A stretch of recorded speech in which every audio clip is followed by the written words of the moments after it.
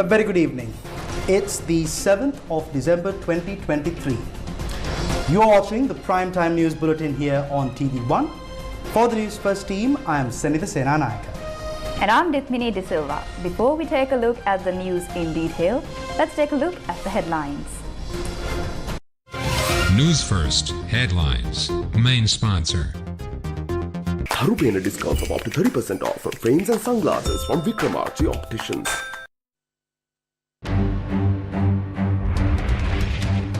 Radiological technologists halt additional work. Patients at the Maharagama Apeksha Hospital severely affected. දුරපළාත්තලින් එන සල්ලි නැති මිනිස්සු අපව හැරිලා යනකොට හරි අමාරුයිනේ. දැන් මෙච්චර පොලිමේ ඉඳලා නෑ කිව්වා මේ කාඩ් එක අරගෙන එනවා. මොනවා කරන්නද?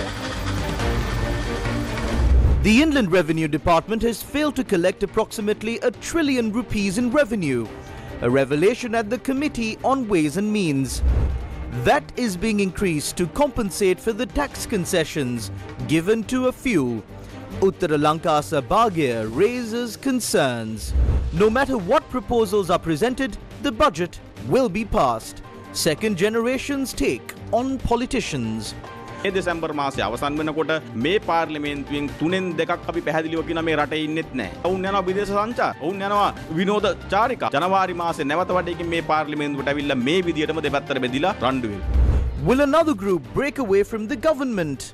ඇත්තටම කිව්වොත් අවංකව කරන පිරිසක් ඉන්නවා. අවංක නම් වරෙල්ලා එළියට හිටගනිලා මේ පැත්තේ අපිත් එක්ක. We didn't bankrupt this country. A statement from SB Disanayaka. තව අවුරුද්දක් දුෂ්කරතාවේ විඳගෙන ඉස්සරහට ගියා නම් පීබී ජයසුන්දරලා අජිත් නිවාඩ් කාබ්‍රාල්ලාගේ උත්සාහයත් එක්ක එහෙනම් අපි බංකොලොත් බයින් ගොඩ නැගිලා වේගෙන් ආයත් ආර්ථික සංවර්ධනය මේ රටාත් කරගන්න තිබ්බා. 21 Indian fishermen arrested by the Navy along with 4 fishing vessels.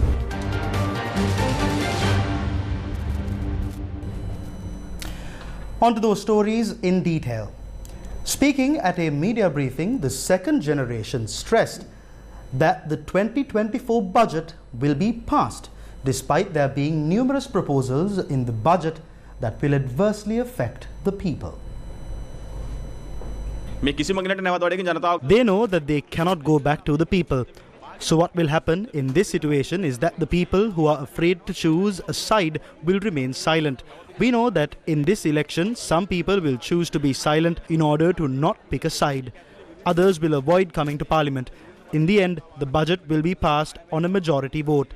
We want to highlight the fact that the people who are opposing it only because they want to protect the role of the opposition party and not because they want to defeat the budget. After doing so, these people will close down the Parliament. By December, 2/3 of the Parliament will leave the country. They will go on vacations abroad. They will enjoy the fruits of the common man's labour and come back to the Parliament in January and again divide themselves and start fighting. ජනවාරි මාසේ නැවත වඩේකින් මේ පාර්ලිමේන්තුවට ඇවිල්ලා මේ විදියටම දෙපැත්තට බෙදිලා රණ්ඩු වෙයි. Criticism continued to mount against the government's decision to further increase the people's tax burden while granting tax benefits to a few. Professionals met the opposition leader today at the Parliament complex and asked him to intervene to change these unfair policies. The Union of Professionals, consisting of more than 40 organizations, spoke to the media following a meeting held with the opposition leader.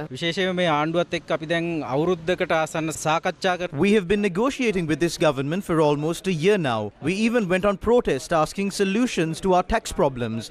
But the government has still not given a proper solution, and we know that the next year will definitely be an election year. We discussed what the position of the opposition parties was regarding the tax policies if they are to come into power and form a government in the future. The discussion with the IMF has failed and no deal has been made. The reason for that is because there is no public mandate for this government. The government that comes through a democratic vote with the power of the people can obviously negotiate with any organization in the world and not just the IMF, because they have the support of the people. Sri Lanka's health sector is an internationally acclaimed health service. Sri Lanka was famous for providing the best and most qualitative health service in the whole of South Asia. However, in recent times, It fell into a crisis that eventually led to a massive shortage of medicines across the country. The country saw a change in health ministers and government officials being sent home and to prison. Yet, has the health crisis been resolved? This is the Maharagama Apeksha Hospital. Patients from across the country make their way to this hospital with hope of a second chance in life. Personnel at the Apeksha Hospital in Maharagama, attached to the Government Radiological Technologies Association, have stepped away from their additional shift duties. As a result of this move, patients visiting the hospital have been forced to turn back. Current අල්ලන්න තියෙන්නේ දෙකයි. ඒ දෙක තව සතියකින් වෙයිද දෙකකින් වෙයිද දන්නේ නැහැ. ලෙඩුත් එක නේද මේ සටන් කරන්නේ. නහයෙන් බට ගහපු අය ඉන්නවා, බඩෙන් බට ගහපු අය ඉන්නවා. ඉතින් මේගොල්ලෝ කාට කියන්නද? දුර පළාත් වලින් එන සල්ලි නැති මිනිස්සු ආපහු හැරිලා යනකොට හරි අමාරුයිනේ. ඇත්තටම අපිට එක දිගට අල්ලන්න එපා මේක දැන් අපිට එහෙම වුණාම අපි අපහසුතාවයටපත් වෙනවා. අපිට වෙලාව තියෙන්නේ 5ට 4න් පස්සේ ඉඳලම අල්ලන්නේ මෙයාලා ස්ට්‍රයික්. දවස් 3ක් අදත් නෑ තාම. දැන් මෙච්චර පොලිමේ ඉඳලා නෑ කිව්වා මේ කාඩ් එක අරගෙන එනවා. මොනවා කරන්නද? The Government Radiological Technologies Association elaborated on their decision. Our duties will continue as usual from 8 a.m. to 4 p.m. After 4 p.m. we will not work. We are voluntarily attending to emergencies and children's needs during that time. The reason for this is that on Tuesday, the director of the Apeksha Hospital handed over a letter to our officials with the signature of the health secretary. This letter states that additional payments from July and future additional payments will be slashed. We believe that this issue was created on purpose. While patients are inconvenienced by trade union actions, they are also severely affected by equipment malfunctioning at government hospitals, especially those necessary for emergencies. This is the CT scan at the Kurunegala Teaching Hospital that malfunctioned some 6 months ago. Newsfirst made attempts to contact Health Minister Dr. Ramesh Patirana, Health Secretary Dr. Palitha Mahipala, and Director General of Health Services Dr. Asela Gunawardana for a comment. However, our efforts proved futile. In more local news, taxes paid by the people of the country are a major contributing factor to maintaining the country's health system, while the majority of the people are struggling to pay various types of taxes imposed upon them. This is a revelation made by the chairman of the Parliamentary Committee on Ways and Means, Parliamentarian Patli Champika Ranavaka, regarding a few groups that benefit by evading taxes. The Inland Revenue Department's uncollected tax revenue is close to ₹1 trillion. දේශීය ආදායම් දෙපාර්තමේන්තුව බිලියන 900කට වැඩි.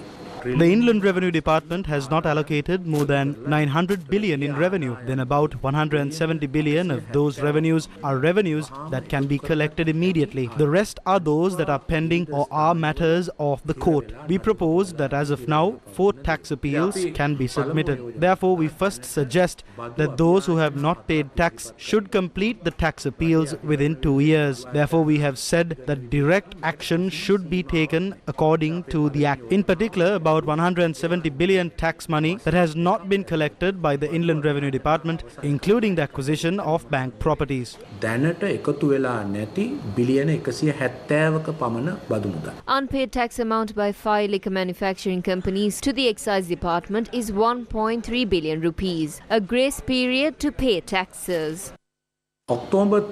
We have given the deadline as 30th of October. The 5 companies who have not paid their taxes have now entered into a payment method, as their liquor license was suspended for a few days as a result of non-payment of taxes. Therefore, the revenue of the Excise Department is expected to increase by $1 billion by the end of the year. With the increase in VAT, the individual's tax burden has increased by ₹30,000. During these 3 years, people have paid more taxes. Compared to 2020, people have paid more than ₹100,000. Meanwhile, due to the contraction of the economy, the people's income has decreased by 100,000. Against such a backdrop, an increase in VAT has been proposed for the upcoming year through VAT expansion. The government hopes to collect another ₹30,000 from each individual through this VAT increase. සෑම කුජලයකගේම අය කරගන්න බලාපොරොත්තු වෙනවා ආණ්ඩුව. Roshan Ranasinghe, who was removed from his ministerial position by the President, called on the chief incumbent of the Mihinthale Rajamahaviharya last night and revealed that another party is preparing to leave the government. අනුප්‍රාප්තික ජනාධිපතිවරයා පත් කළ ඔයාලම නේද පත් කරේ? අපිත් සහයෝගය දුන්නා. 133 134. 34න් එකක් නේ ඔයා. ඈ ඔව්. එතකොට ඒ කෘතගුණ සලකන විදිහට තමයි ඔබට ඒ වෙලාවේ විධායක ජනාධිපති සියලු බලතල වලින් මේ රොෂාන් රණසිංහ ඉවත් කරන ලදී. නිවේදනය නිකුත් කරනවා. හොඳයි. දැන් ඉතින් සැපද ඉතින් වැඩේ. සතුටුයි. අපේ හැමදෙරනේ මම I am actually happy and I stand by the promise given to the 6.8 million. I am honest, but I can see that those people are trying to deceive me. 68 ලක්ෂය සමහරව අන්දන්න හදන. අන්දලා ඉවරයි.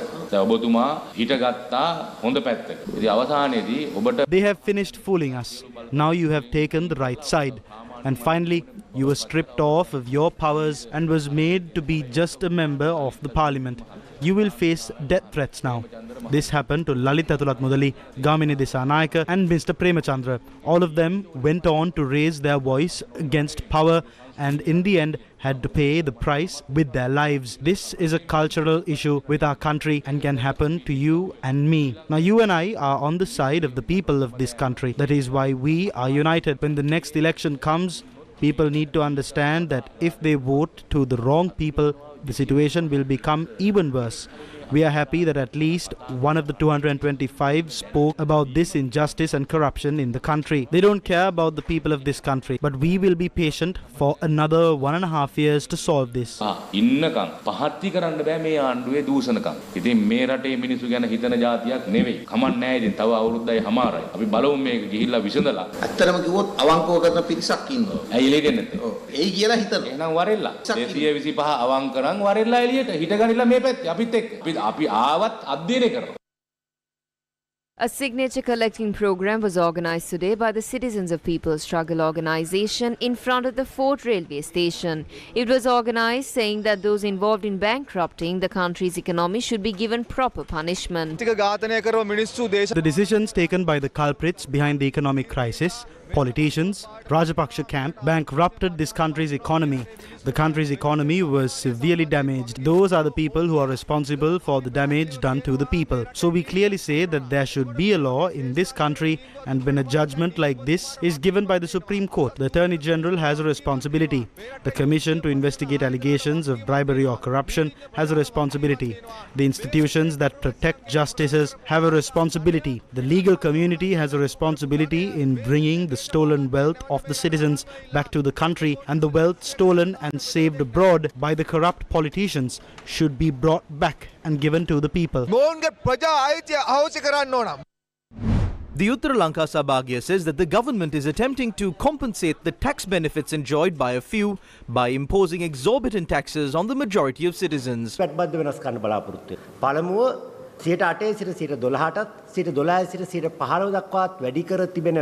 are attempting to change the VAT by two ways next year. First, the VAT, which was increased from 8% to 12% and then 12% to 15%, will now be increased to 18%. On the other hand, except for a few essential food items, VAT will be imposed on other commodities that didn't fall within the purview of VAT before. These include water, electricity and fuel. Why is the government doing this? They are saying that even though they don't want to do it, these steps have to be taken according to the IMF agreement. This is a complete lie. Nowhere in the IMF agreement does it say increase VAT to 18%. I am challenging the heads of the government, the officials of the central bank and treasury to show me where in the IMF agreement it says to increase VAT to 18%. Then why are they doing this? Income targets given to the government by the International Monetary Fund. As of this year, a target of 2,500 million rupees has been given, and we are now finishing the first week of December, and the government is in a situation where they are unable to meet this target. How did they fail to do so? The VAT has been collected properly. Not only that, the payee tax collected from individuals, workers and professionals has also exceeded the targets. The expected revenue from the payee tax was 100 billion rupees.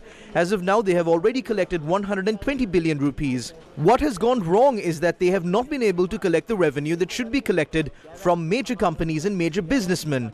Now the government is trying to cover that up by increasing the tax imposed on the poor people by 3% and expanding the scope of VAT for essential goods. ජනතාව ගෙවන VAT බද්ද තවත් 103කින් වැඩි කිරීමෙන් සහ අත්‍යවශ්‍ය භාණ්ඩවලට මේක VAT බදු ක්ෂේත්‍රය පුළුල් කිරීම. Parliament will convene next Sunday to reach a decision to increase VAT from 15% to 18%. They are trying to pass this on a Sunday. The government has not yet given the tax proposal to the parliamentarians. It has been presented to the Finance Committee, but it is yet to be given to the members of Parliament. The chairman of the Finance Committee is opposition parliamentarian Harsha de Silva.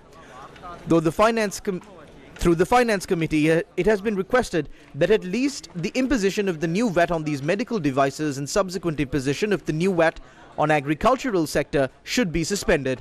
If the government is to ignore these proposals, we expect that the Samagi Jana Balavegia, the Janata Vimukti Peramuna and the Jatika Jana Balavegia will vote against this. We also hope that the Tamil National Alliance will also oppose this. It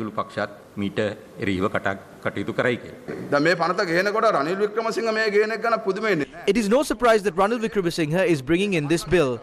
It is his nature, that is his way. But who paved the way for him? He is sitting there because of the 134 ministers. He is sitting there because of the 134 parliamentarians of the SLPP who received the mandate of 6.9 million people who voted for them. Today, these people are being used as pawns in Ranil's journey to power. I do not know whether the cabinet and Ranil still has the backing of the 134 MPs or not. Ranil Wickremesinghe has only one vote in parliament, and that is Vajira Abewardhana's vote. Apart from Vajira Abewardhana's vote, no one of the 133 have a moral right to raise their hand for this kind of a bill.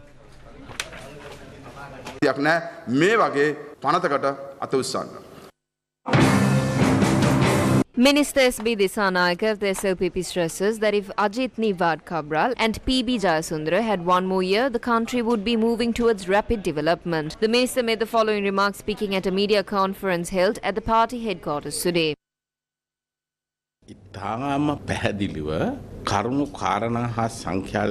We want to tell this country with very clear facts and figures that the government of good governance should be held responsible for 99.9% of the responsibility for the great economic decline.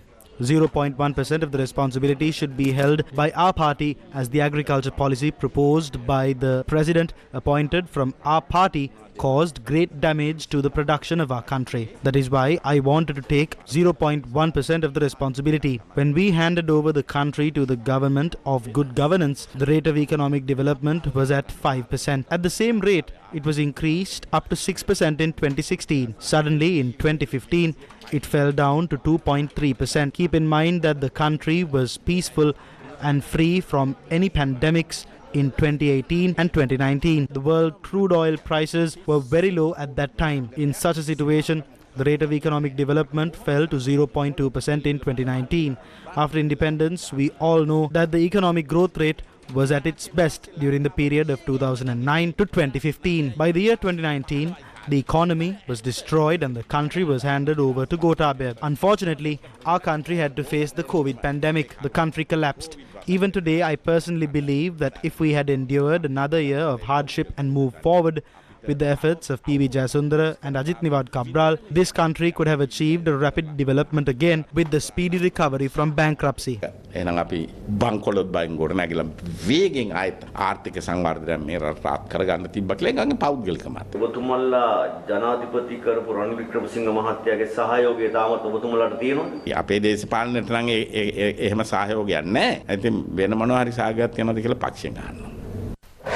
News First with the people.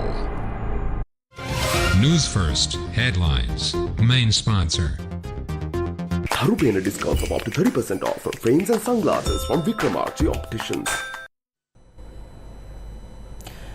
21 Indian fishermen have been arrested for illegally fishing in Sri Lankan waters.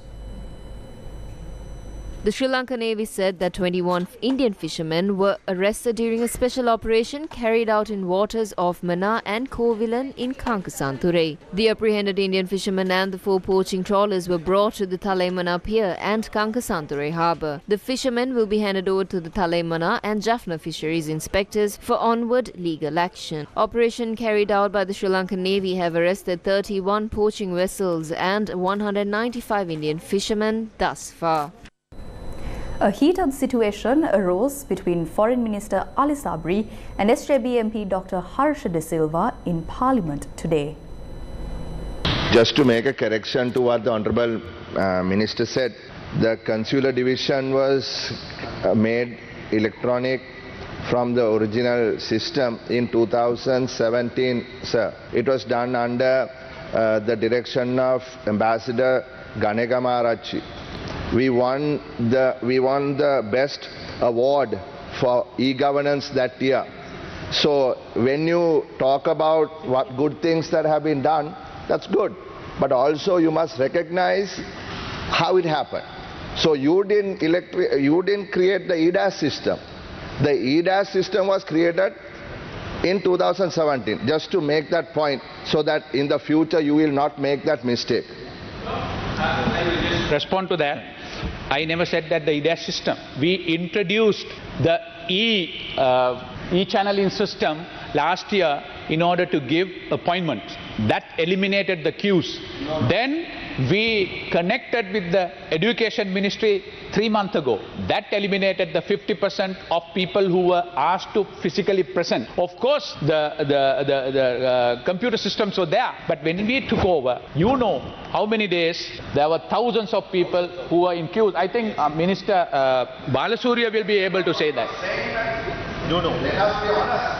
Right? If you are created, can I have the Right, the actual waiting time was 6 hours, right? Under Honorable Mangala Samaravira, when we did it, we brought it down to 10 minutes. That is by creating the EDAS system. It is because of these people who messed it up. There were so many people wanting to leave the country. That is what happened. So let us be honest, right? Let us be honest about what we are saying. That's all I'm saying, right? Give the credit to people who did it. Who don't shout, man. I never said about myself, man. I never said anything about me. I said about Mangala Samaravira. Just say the truth, man. You all created all the that nonsense. What are you? Why you don't need to scream like an idiot? Yeah. Why? Please, yes, Garumatwa.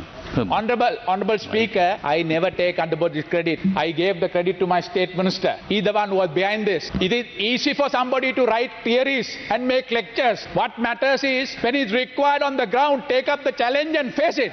Do that, Mr. Dilva. Let me respond. He stopped talking to me. Please. Yeah, why do? Yeah. Let me respond. Right, you don't try to make insinuations against me, Minister. Right? What did you do? You talk about you're standing for every community in this country. What did you do? No, what did you? Okay. Did you stand up for your own community? Please. Right? Don't talk. Let the Deputy Minister take it up. Yeah.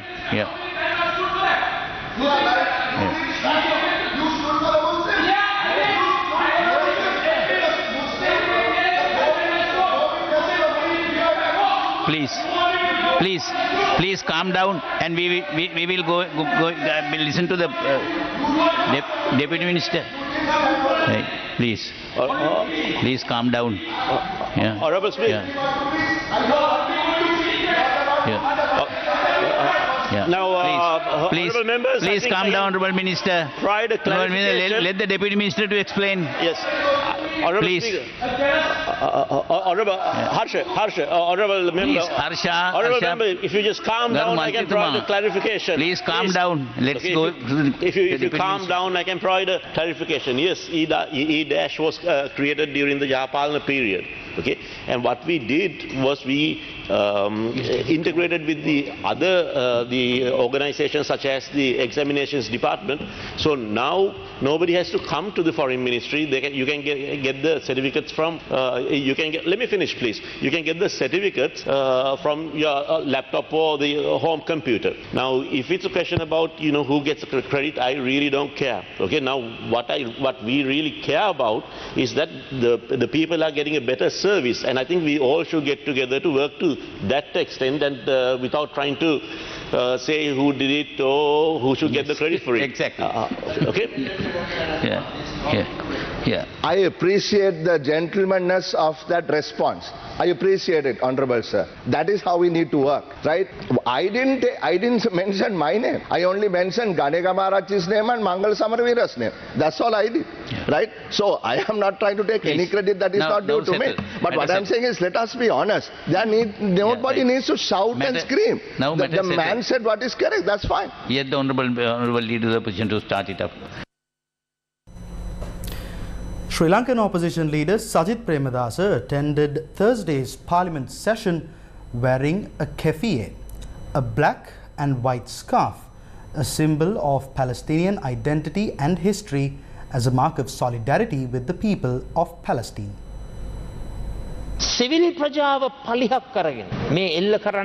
reject the deaths of mothers, children and civilians in these massive attacks by taking the civil community as a shield. When I came from the lobby wearing this, an honourable member of parliament representing the north asked me if I was wearing this only for the Palestinian people. I said no, this is worn for world peace. We deeply regret the damage caused to the civil community. Israel cannot forcibly destroy the two-state solution and build new settlements. That is wrong. I bought this scarf to highlight the solidarity of the Palestinian people.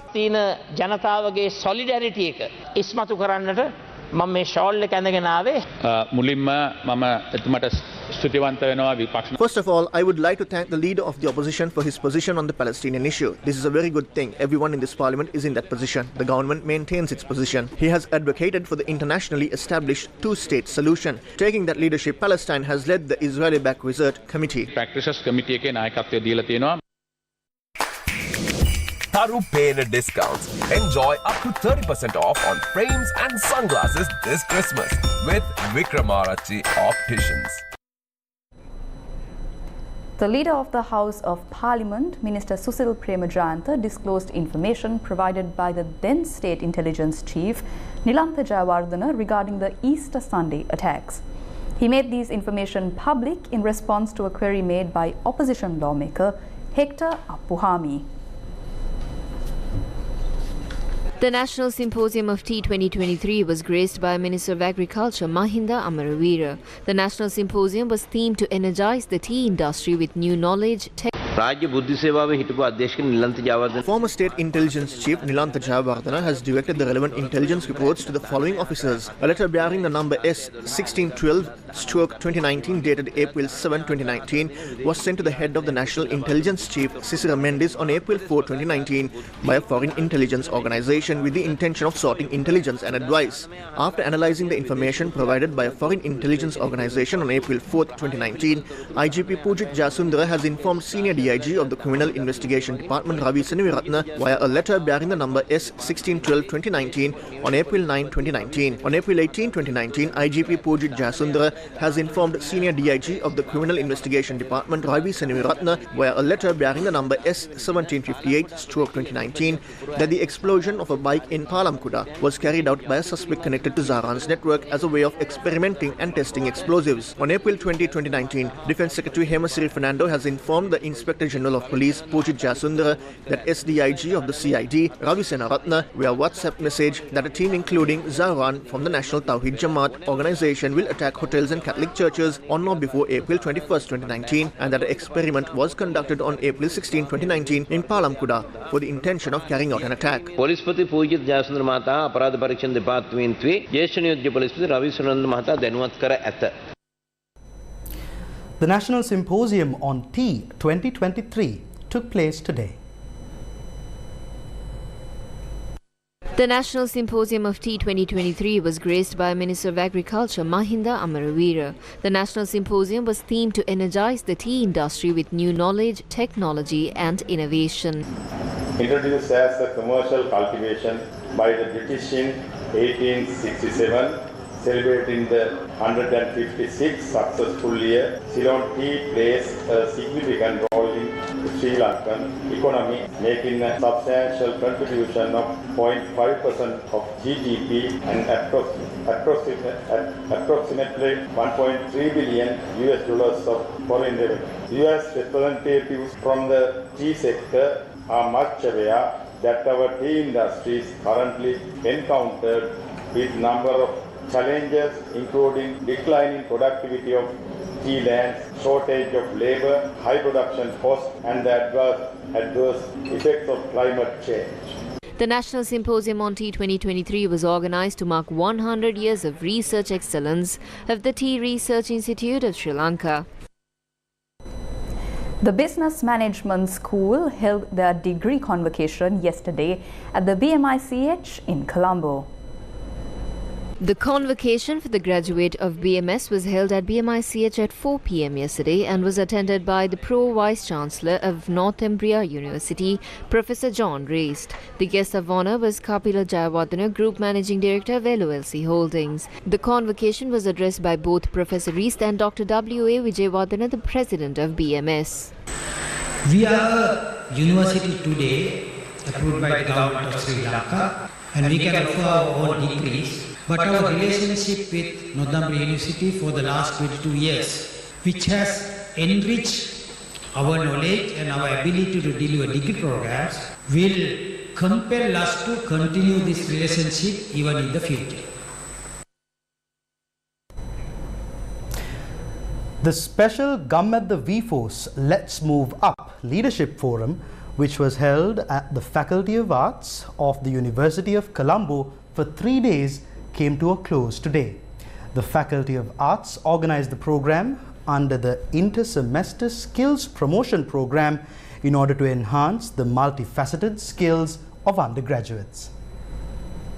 650 students took part in the Let's Move Up Youth Leadership Forum, which included several practical activities focusing on developing leadership and communication skills. The forum was hosted by Kalimuthu Chandran, Sarasi Piris and Rochelle Thummodara from V-Force. Acting Dean of the Faculty of Arts, Professor Chandanaludge, Senior Lecturer Chalika Thangaraja and several other lecturers were also present at the forum. Today's guest lecture was conducted by Group Director of the Capital Maharaja Group and leader of the Gum at the Movement, Shevan Daniel. ගොඩක් වෙලාවට අපි ප්‍රශ්නයක් දිහා බලන්නේ අපෝ මේ ප්‍රශ්නය මම බාරගත්තොත් එහෙම මම ෆේල් වෙයි. නිසා ප්‍රශ්න වලින් අපි ඈත් වෙවි තමයි. Most of the time when we look at an issue, we assume that we will fail if we accept it. Therefore, we often try to proceed in our leadership journey distancing ourselves from these issues. That is not the way. We cannot sharpen our leadership skills by distancing ourselves from the issues. We need to accept challenges. Every single moment counts. We also need to be capable to seize the opportunity and win. If you want to become a leader, follow a leader. Leadership is an art and it is a journey. So why are we fighting? Why are we dividing ourselves as Sinhala, Tamil, Muslim and Burgher? If we look at it scientifically, there is no reason for us to be divided like this. The more we are divided, it benefits one group. We are aware who that is. Therefore, there is a massive leadership vacuum in this country. බෙදන්න අපි බෙදෙන්න එක කට්ටියකට වාසි. ඒ කවුද කියලා අපි දන්නවනේ. ඒ නිසා මේ ලොකු හිඩසක්, ලොකු වැකියුම් එකක් තියෙනවා මේ රටේ නායකත්වයට. The university students also held an open dialogue regarding the development of leadership and communication skills, challenges, opportunities and responsibilities. The Gum at the V-Force Let's Move Up Youth Leadership Forum concluded with an entertainment item for the students. The opening ceremony of the International Taekwondo Championship Colombo 2023 was held at the Premadasa Indoor Stadium in Colombo today. The International Taekwondo Championship Colombo 2023 is organized by the Sri Lanka Taekwondo Federation. The opening ceremony was presided over by State Minister Roshan State Minister Rohana Disanayaka. 2,300 athletes from 7 countries will participate in this tournament, competing with 100 sports clubs. The GCS International Taekwondo Conference is scheduled to be held in Colombo tomorrow, while several matches of the Asia International Open Taekwondo Championship will also be held tomorrow. And that brings us to the end of this edition of Primetime News here on TV1. For the Newsfirst team, I've been Sunita Senanayaka. And I'm Litmini De Silva. Have a pleasant evening and good night.